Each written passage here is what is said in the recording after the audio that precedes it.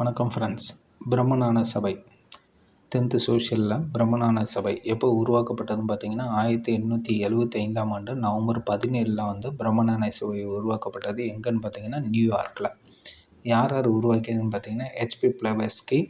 அவங்களோட காலம்னு பார்த்தீங்கன்னா 1831 to 1891. அதே மாதிரி ஹெச்எஸ் ஆல்காட் அவங்களோட காலம் பார்த்தீங்கன்னா 1832 to 1907. அப்போ இவங்க 2 பேரும் சேர்ந்து பிரம்மஞான சபை எங்கே உருவாக்கப்பட்டதுன்னா நியூயார்க்கில் அமைக்கப்பட்டது. 1875 அமெரிக்காவில் நிறுவப்பட்டது. பின்னர் இதோட தலைமை எங்கே மாற்றப்பட்டதுன்னு பார்த்தீங்கன்னா 1886 தான். 1875 நிறுவுறாங்க நியூயார்க்கில். 1886 இந்தியாவில் சென்னை அடையாருக்கு மாற்றப்பட்டது.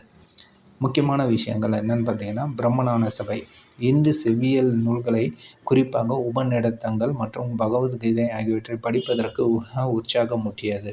இப்போ 2 விஷயம் செஞ்சுங்க. இந்து செவ்வியல் நூல்கள் என்னென்னா உபநிடதங்கள் மற்றும் பகவத்கீதையை படிக்கிறதுக்கு உற்சாகமூட்டியிருக்காங்க. 2வது இந்தியாவில் பௌத்தம் புத்துயிர் பெறுவதில் பிரம்மஞான சபை முக்கிய பங்காற்றியது. இந்து மறைநூல்களின் மீது மேலை நாட்டவர் காட்டிய ஆர்வம் படித்த இளைஞர்களிடையே தாங்கள் பாரம்பரியம் மற்றும் பண்பாடு குறித்து அளப்பரிய பெருமிதத்தை ஏற்படுத்தியது. ஏன்னா மறைநூல்களில் முக்கியமான விஷயங்கள் சொல்லியிருக்குன்னு சொல்லுவோம். அப்போ இந்துக்கள் அதாவது இந்தியர்களிடையே தங்கள் பாரம்பரியம் மற்றும் பண்பாடு குறித்து அளப்பரிய பெருமிதத்தை ஏற்படுத்தியது. அடுத்து அன்னி பெசன்ட் அம்மையார். இதில் பார்த்தீங்கன்னா ஹெச்எஸ் ஆல்காட்டுன்னு சொல்கிறது 1907 வரைக்கும் இருந்திருப்பாங்க. அவங்களோட காலத்துக்கு அப்புறம் பிரம்மஞான சபை தலைவரான ஆல்காட்டின் மறைவுக்கு பின் அமைப்பின் தலைவராக, அதாவது 1907 இதோட தலைவராக யார் பங்கேற்கிறாங்கன்னா அன்னி பெசன்ட் அம்மையார் பொறுப்பேற்கிறாங்க. இவங்க 1916 தன்னாட்சி இயக்கத்தை அமைச்சிருப்பாங்க. அது எல்லாருக்கும் தெரியும். தன்னாட்சி இயக்கத்தை எதுக்காக அமைக்கிறாங்கன்னு பார்த்தீங்கன்னா அயர்லாந்துக்கு வழங்கப்பட்டதை போல் இந்தியாவிற்கும் தன்னாட்சி வழங்கப்பட வேண்டும் என்ற கோரிக்கையை வைத்தார்.